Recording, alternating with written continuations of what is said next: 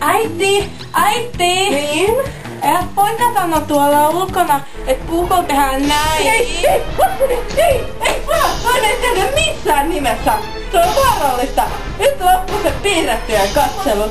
Ei jumalauta tehdä niin. Mut äiti, asia tehdään näin.